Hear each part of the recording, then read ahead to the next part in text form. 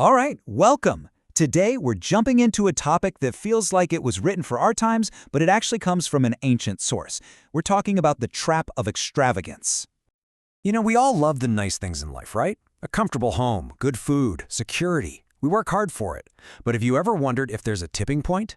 A line you can cross where all that comfort actually turns into something, well, something corrosive? Well, it turns out there's a specific concept in the Quran called at-Taraf that dives deep into this very question. It's this incredibly profound idea that's been studied for centuries, and it gets right to the heart of the connection between luxury, arrogance, and even the fall of civilizations. So here's how we're going to break it all down. First, we'll get a solid definition of what at-Taraf even is. Then, we'll look at what the source calls the 6 seeds of indulgence. After that, we'll check out some real-world examples, dig into the psychology of it all, and finally, wrap up with the ultimate price according to the text. Okay, so first things first. Let's get a handle on this term. What exactly is at-Taraf? So the original Arabic word is all about being totally immersed in blessings and pleasures, to the point where you have so much, you can basically do whatever you want, no limits. But here's the key. This isn't just about being rich. It's a whole state of being. It's when that indulgence pushes you past moderation and starts to change you, leading you straight into arrogance, corruption, and turning your back on what's true. And what's super interesting is how the source carefully places this concept. It's not the same as just being wasteful or squandering your money. Those are about how you spend. A taraf is about what that lifestyle does to your character, to your soul. It's a specific moral sickness that grows from the attitude behind all that excess. So that begs the question, right? If this is such a dangerous state of mind, how do people, or even whole societies, end up there? Well, the source identifies 6 key factors. You can think of them as seeds that let this thing grow. It all starts with plain old abundance, just having an overwhelming amount of stuff, which the text frames as a major test. This abundance then fuels a person's desire until the natural enjoyment of life becomes a complete obsession. That leads to forgetting death. You get so wrapped up in this world that you totally lose sight of anything beyond it. Then comes the deception, the arrogance of thinking, I did this all myself, with my own genius. All of this is propped up by weak faith, a shaky spiritual foundation. And the final nail in the coffin? Imitation. Just blindly copying the extravagant habits you see all around you. And wow, this quote cited in the source just hits the nail on the head. It perfectly captures the core warning here. The real danger isn't being poor. The real terrifying risk is what happens when a society gets so much wealth, so much ease, that it completely loses its way and ends up destroying itself from the inside out. Okay, so we've got the definition and the causes. That's the theory. But what does this actually look like in the real world? The source gives us a couple of really vivid historical snapshots to make it tangible. First, it takes us way back to the ancient people of Ad. The stories describe them as these master craftsmen, unbelievably strong and skilled. But what did they do with all that talent? They poured it into building these gigantic, totally pointless monuments on every hilltop. And the Quran's criticism of them is so sharp, it zeroes in on that phrase, amusing yourselves. The original Arabic word here implies something done for pure play with no real goal or purpose. Their incredible architecture wasn't for shelter, it wasn't for function. It was pure Edo, a massive society-wide display of power.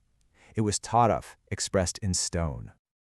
Okay, so from an entire civilization, the source then zooms in on just one guy, Qarun. His wealth is described as being almost comically huge. I mean, get this. The story goes that just the keys to his treasure vaults were so heavy it took a whole group of strong guys to carry them.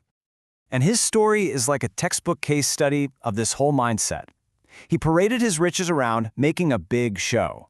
And when people asked about it, he'd say, oh, I got this because I'm a genius. He completely rejected any advice to be grateful or to use his wealth for something meaningful. In the end, his story concludes with his absolute ruin.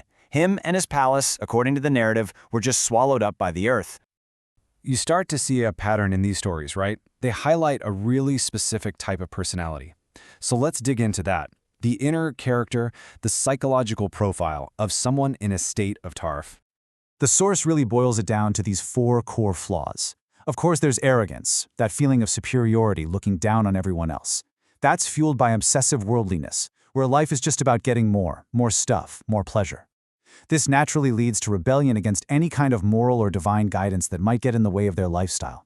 And holding it all together at the bottom is a profound sense of ingratitude, a total amnesia about where their blessings actually came from.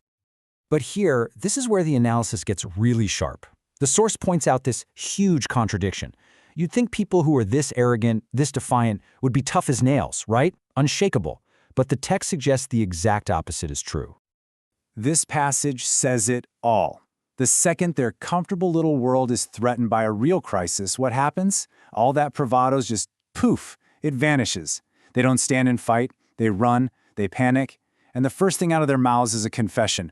Oh no, we were so wrong. It shows that their so-called strength was just an illusion, a fragile bubble built by their money and comfort, with absolutely nothing solid underneath. And that fragility, that house of cards strength, leads us right to our final section, the inevitable outcome, the ultimate price you pay for this kind of unchecked indulgence. The source does not mince words here. It lays out the consequences in two clear categories. In this life, it talks about total destruction, annihilation, a society being so completely wiped out that it's just forgotten. And then, in the afterlife, the punishments described are a direct, chilling inversion of all their worldly comforts. And you see the terrifying irony here, right? It's a complete reversal. The people who lived for fine drinks get boiling water. The ones who sought cool, pleasant shade get the shadow of black smoke.